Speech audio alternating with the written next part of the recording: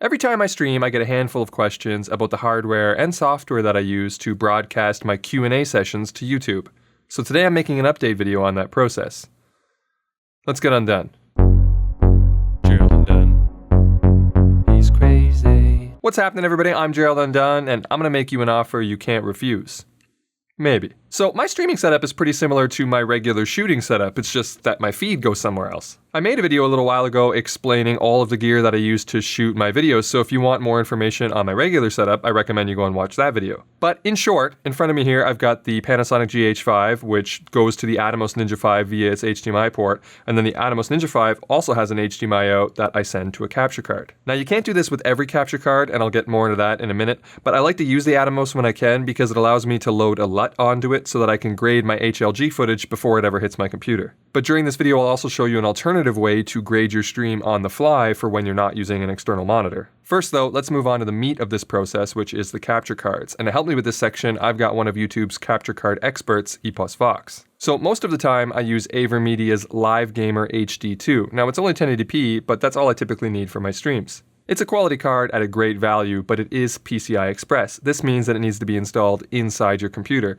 but this comes with the advantage that it can deliver an uncompressed video stream to your computer without the need for drivers. Now, I'm a big fan of AVerMedia's products, so I also have two other cards that I use for different purposes. One of them is another card that's installed in my computer because it's also PCI Express, and that's the LiveGamer 4K. As the name would suggest, it's basically a 4K overhauled version of the LiveGamer HD2, and it also includes HDR. I use this one when I want to send my GH5's HLG signal directly to the capture card with no fuss, since it knows how to handle that HDR signal. Now that 4K card does have one drawback over the LiveGamer HD2, and that it doesn't get along very well with the Atomos Ninja 5. No matter what I try, it just won't accept a signal coming from the Ninja, but it works immediately if I plug it into the camera, where the LiveGamer HD2 works no matter what I try, but it's only 1080p and no HDR. Aside from that one limitation though, the LiveGamer 4K is amazing, but I'll let EposVox tell you a little bit more about why it's a great purchase overall, and also about their USB alternative, the LiveGamer Ultra. So there's two main things that make the LiveGamer 4K worth it over competing capture cards. The first one being its chroma subsampling, its color resolution, that being 444, supported all the way through 1440p, 120 Hz if you're doing gameplay stuff on the PC, or 4K 60 if you're doing console 4K inputs or your video camera. Now, most capture cards, especially of the gaming variety, typically only support 420. That is hard to do, which means that certain colors are compressed and things like that. I believe Gerald actually has a full video on chroma subsampling and things like that. And for most users, that's totally fine. But if you're trying to get the most out of your camera input as if it's a video recorder, that's super important and can help you get a better result as long as your OBS settings are set to take advantage of it. By default, in V12, the default color mode in the advanced tab of OBS's settings are only 420. You need to change it to RGB 444 or I444 in order to take advantage of this capability. The second is the low latency. There's an input latency with all capture cards from your video signal going in to what's shown in OBS or whatever your capture card preview is. The LiveGamer 4K is one of the lowest latency capture cards that I have tested, which means that in terms of syncing up with your audio from an external source like your microphone here, it is one of the fastest options that'll make your life a lot easier for syncing that up. If you don't want to crack open your PC or you're on Mac or Linux or on a laptop, you have the LiveGamer Ultra from AVerMedia as well, which is a great little option. It's a tiny little USB card that connects via USB-C to USB Type-A. It is a UVC capture card, which means it's plug and play even without drivers. And this capture card is great as well. It's still fairly low latency, and they just improved it from my recent results with a firmware update, but it also supports chroma subsampling of 444 at 1080p 60. It drops the 420 for the 4K stuff and only 4K 30 pass through, or capture 4K 60 pass through, yada yada. But at 1080p 60, you get the full RGB 444 chroma subsampling, which is freaking fantastic at a low latency. So you can get really good quality as long as your computer has a good USB chipset. Lately, I've also been using a more simplified option from AVerMedia in their LiveGamer Mini. Now, this newly released card is sort of a no-frills USB capture card, which is great for portable streaming or when I want to set up an alternative camera angle quickly. It's kind of like a miniature version of the Ultra that EposVox was just explaining, and it's similar in purpose to the LiveGamer HD2 in the sense that it's a 1080p capture card and not 4K like the Ultra. but it doesn't deliver an uncompressed signal like the LiveGamer HD2 does because that requires more bandwidth than USB 2.0 can provide. In fact, that's probably the only major limitation of this card is that it's USB 2.0 only, so you're going to be limited in your throughput. And it too also doesn't get along very well with the Atomos, so you're going to have to connect your camera directly. But it pairs very nicely with my Sony cameras for up to 1080p 60. Now before we jump into the software side of things, it's important to note that even with the lighter cards like the LiveGamer Mini, you still need a reasonably powerful computer to stream.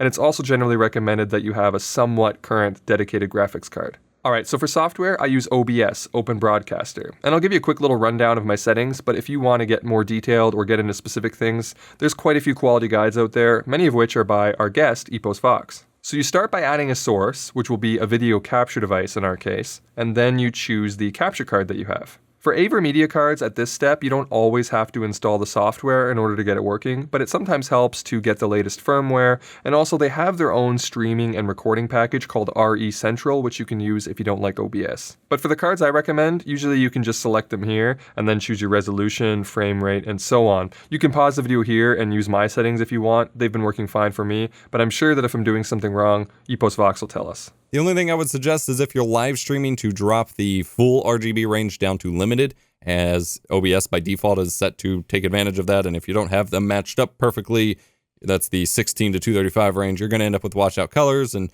Twitch seems to not like the full range if you're streaming to Twitch and things like that. So for a lot of uses, that's what you'd want to do, but in your case, settings are good.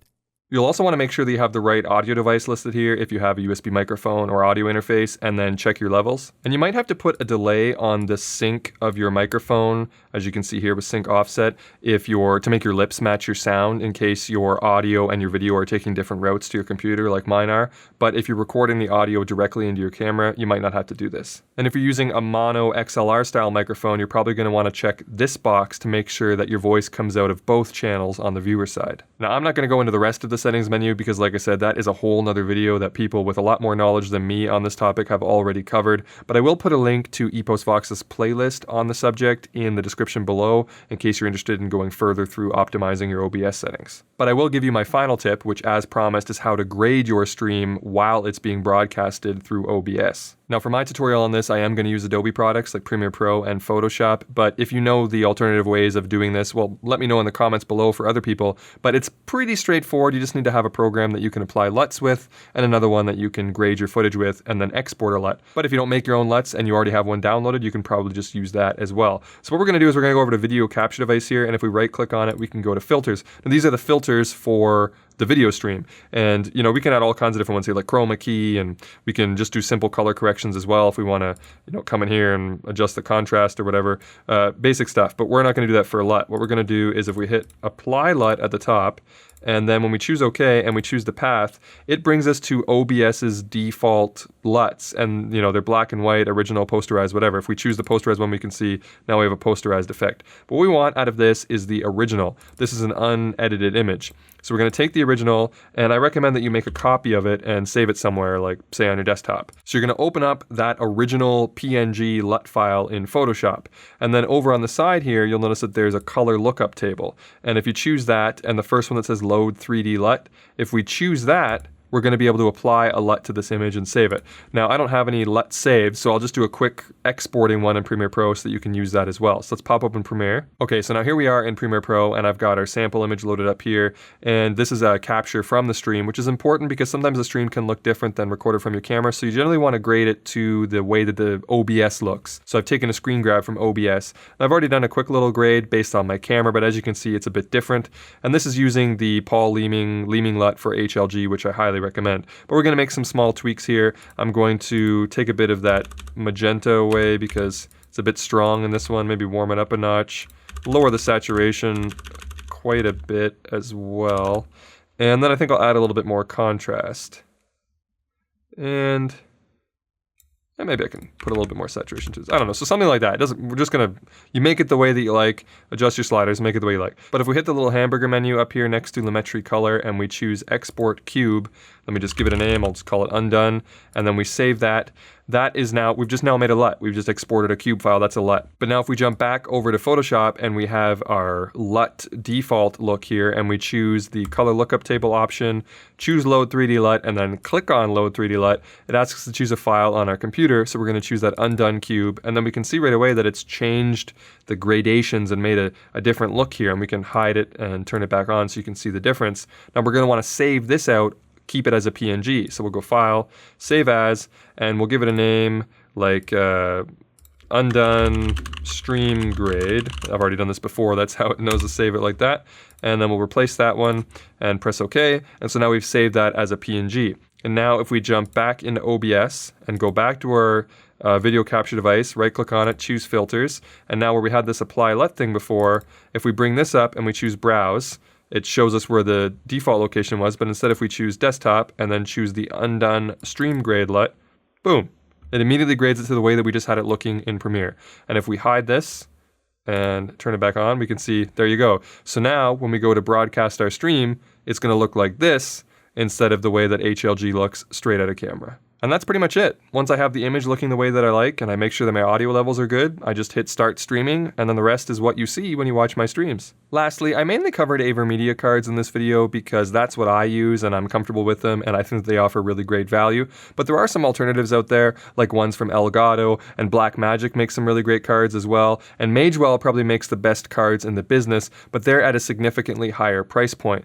So in my opinion, I think that AVerMedia offers the best bang for the buck of the capture cards that are out there. But I'll let EposVox weigh in on this one and see what he thinks is the best value option. In my opinion, the AVerMedia LiveGamer 4K is actually one of the best bang for the buck capture devices you can get on the market right now, which is pretty cool, especially with all the quality options that it supports. If you want to go higher end and have specific needs, there are much higher end capture cards from Magewell and Blackmagic Design I actually use for a lot of my camera webcam inputs. The Blackmagic Decklink Mini Recorder 4K, it only does 4K 30, but takes HDMI or SDI and allows me to record completely uncompressed. So 444 in Blackmagic's crazy 10-bit 1 gigabyte per second, 1 gigabyte per second, not gigabit, codecs and crazy things like that. And if you're looking for a competitor to the LiveGamer 4K, Elgato has their 4K 60 Pro. It tends to be a little more expensive and only supports chroma sampling of 420, but it is an option and now does support HDR tone mapping. You can't record the actual HDR, but it does do HDR pass-through and HDR to SDR tone mapping in the software for video game stuff. But for the best bang for the buck, if you're willing to install a PCIe capture card, LiveGamer 4K, good to go. By the way, have you ever wondered if AVerMedia is supposed to be pronounced AVerMedia? Like somebody who's into audio video, they're an AVer, because they did capitalize the first two letters.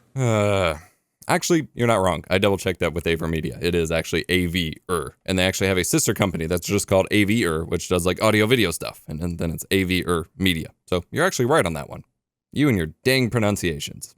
All right. Well, thanks again for sharing your input, EposVox, and I highly recommend that you guys all go check out his channel. And it's not just all about capture cards and streaming, which he does an excellent job of, but there's also camera gear videos and just other sort of tech geekery that I'm sure you'll enjoy.